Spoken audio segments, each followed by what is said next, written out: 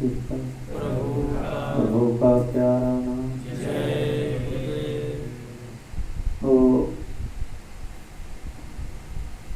ये शरीर जो है, तो इस शरीर में ही उसको खोजा जाता है।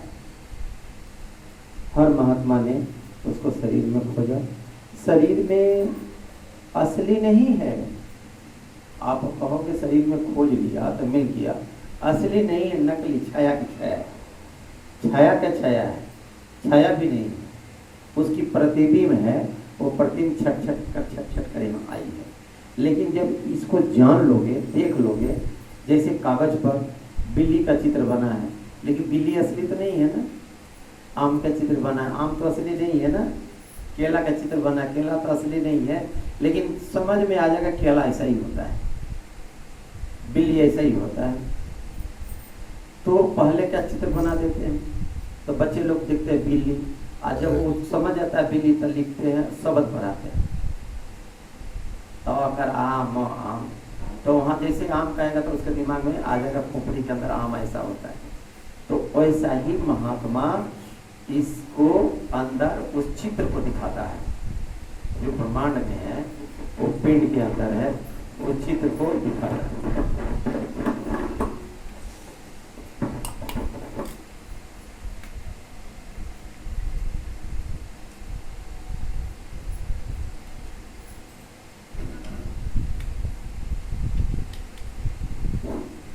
चित्र को दिखाता है। तो हर आदमी को जब वो चित्र मालूम चल जाता है, तो ऐसे जैसे बच्चे को बिल्ली का चित्र देख लिया किताब पर, तो देख लेगा बिल्ली दौड़ेगा तो कहेगा बिल्ली बिल्ली बिल्ली।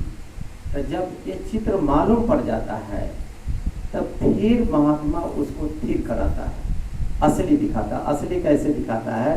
और जब नकली चित्र देख लिया तो उसकी खोज रहता है कि ये तो नकली है, तो कागज पर बना है। पूछता जैसे आम है तो कहेगा मीठा लगता है, तो कागज पर कहेगा तो मीठा लगेगा? नहीं लगेगा। तो आम की खोज करेगा, वो आम है किधर। तो उसी आम के लिए वो तड़पता है, उसी आम के लिए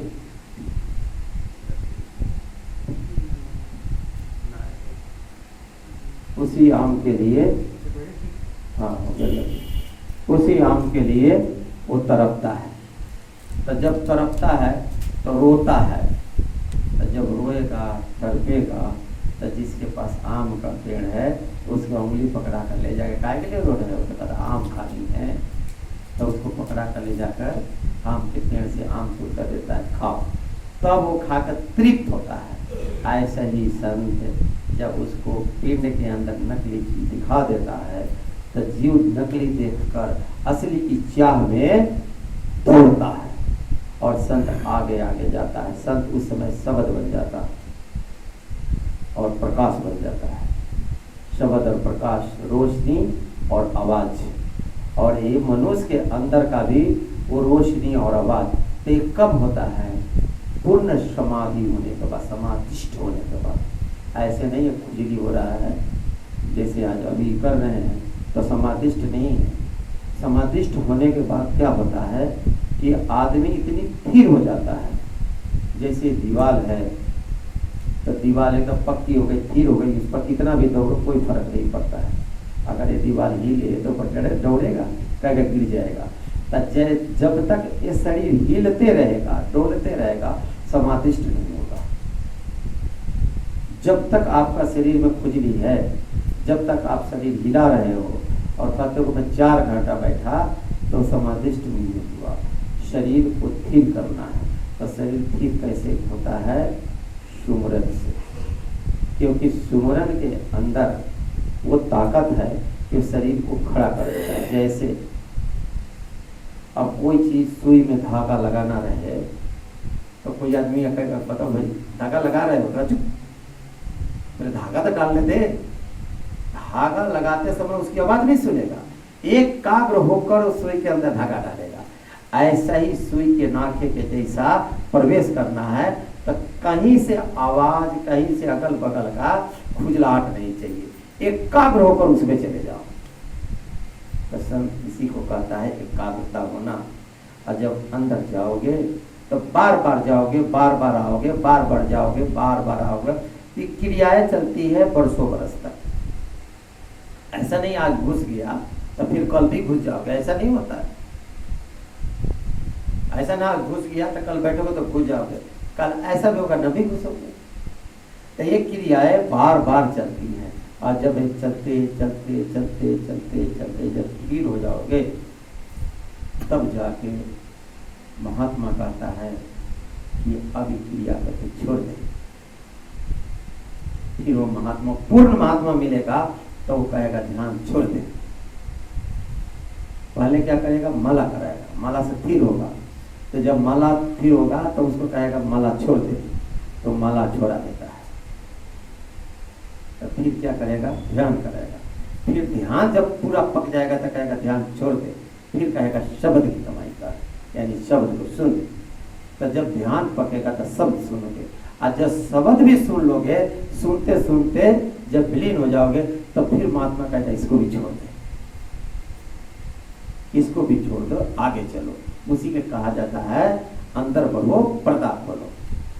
उसी को कबीर साहब ने लिखे है, माला फेरू न राम भजो, मुख से बोलो न राम, अब मेरा साईं मुझको भजे, मैं पाऊं दूसरा। उस समय एक महात्मा ने ऐसी शब्द लिखा, और संत ऐसे कहते हैं कि उस समय हमारा चेला नहीं, उस समय गुरु बनता है। जिसको जो भजा जाता है वही गुरु है। जैसे आप मुझे बुला रहे हो तो मुझे उच्च मान रहे तो बुलाया, लेकिन मैं आपको नीच नहीं समझ सकता। जिस दिन हम नीच समझेंगे तो वो दिन मेरा नरकों में जगह नहीं मिलेगा। तो कहा गया है कि जब वो भजा था तो उसने महात्मा ने कहा कि अपनी चाम के जूती बनाओ, आशीष के पग में मैं पहनाऊं, तो सतगुरु नाम अपना धराऊं। सतगुरु सतगुरु जो होता है अपने शिष्य की कदमों में 24 घंटा खड़ा रहता है, यानी पांव के नीचे अपना हाथ रखता है ताकि इसको कटा न जाए, हर दुख और सुख के लिए रहता है। वो है पूर्ण संत, और वो हर जगह से वो निकालता है। तो उसी निकालने के लिए, उसी काम करने के लिए हम तो साधु संत तो है नहीं, लेकिन हम कहें कि चलो तुम्हारे साथ हम भी पार हो जाएंगे, हम तो तुम्हारे साथ पार होने आया। आप लोग सब आदमी हो, इसमें कोई तो चढ़ेगा तो उसको पाँव पकड़ के मैं भी चढ़ जाऊंगा। तब मैं पार होने आया तो मैं बोला सब आप लोग बैठो और वो काम करो, इसी रास्ते से आप जा सकते हो। बाकी कोई संसार में रास्ता ही नहीं है। आप कितना भी कुछ भी कर लो, कपड़ा पहन लो, धोती पहन लो, पूरी गांव गांव आप जय गुरुदेव के प्रचार करो, शाकाहारी का प्रचार करो, पूरी दुनिया में ढिढोरा पीट डालो, नहीं निकलोगे। ये बहुमुख काम है। तो महात्मा ने बहुमुख काम क्यों दिया है भी समझ लो। महात्मा ने इसलिए बहुमुख काम दिया कि इंसान को बाहर भागने की बड़ी आदत है।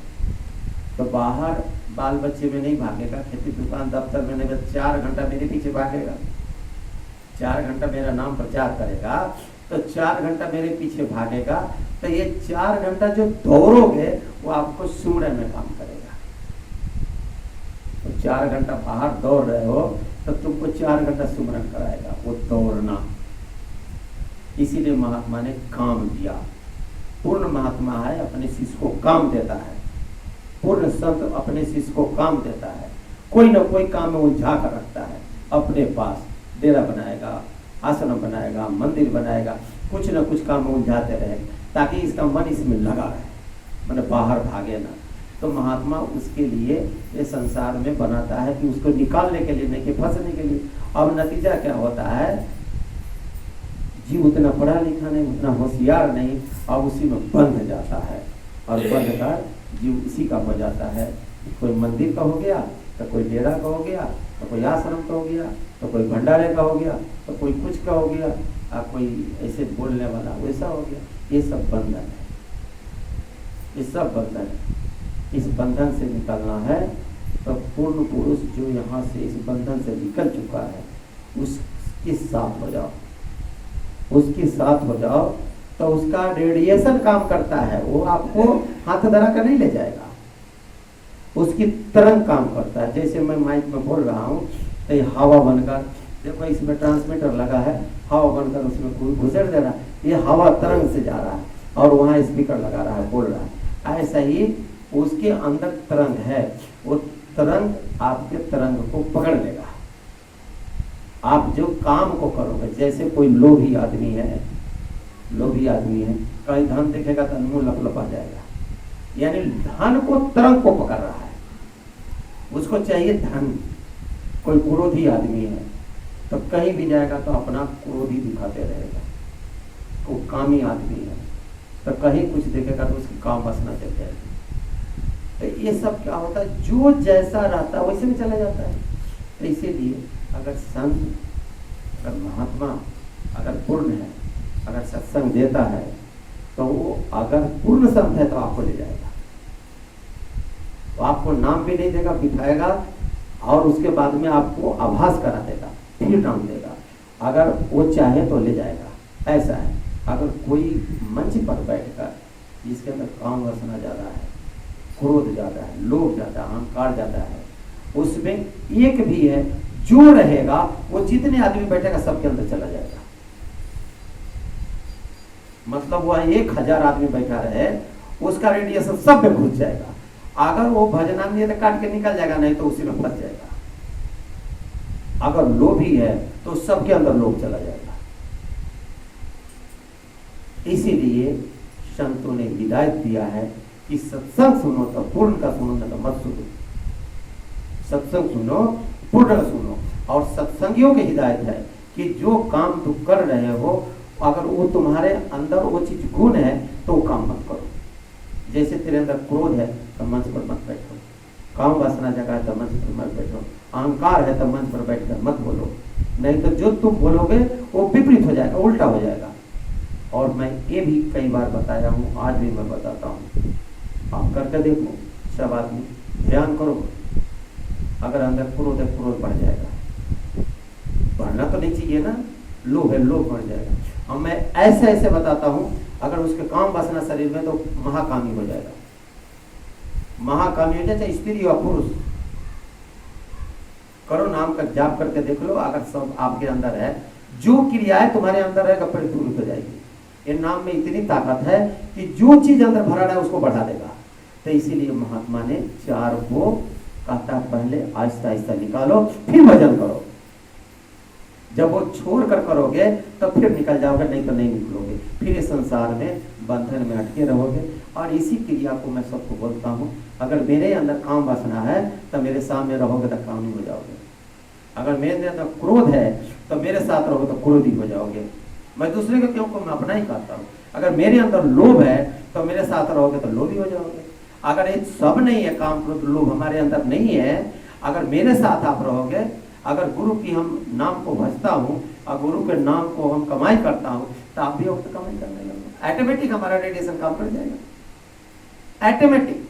ऐसा नहीं कि आपको मैं बिठाऊंगा, मैं यहाँ रहूं, बंबई रहूं, कहीं भी रहूं, एक बार मेरे आंखों के सामने आ गए तो मेरी तरंग 24 घंटा आपको पकड़ते रहेगा। ये कब तक रहेगा? जब तक आप उसके सीमा के दायरे में रहोगे। जैसे आप उससे एक बार सत्संग सुना, 2 बार सुना, 3 बार सुना, तो रिवाइज होते रहा। अगर मान लीजिए छोड़ दिया और बाहर चला गया तो वो सूक्ष्म हो जाएगा, अंदर चला जाएगा, दिखेगा नहीं, फिर वो नहीं पकड़ेगा। जैसे रिचार्ज होता है, सिम लगा रहता है, अब पैसा खत्म हो गया था, रिचार्ज तो फिर पकड़ लेता है। तो वैसा ही रिचार्ज होता है, उसके रेडिएशन काम करता है।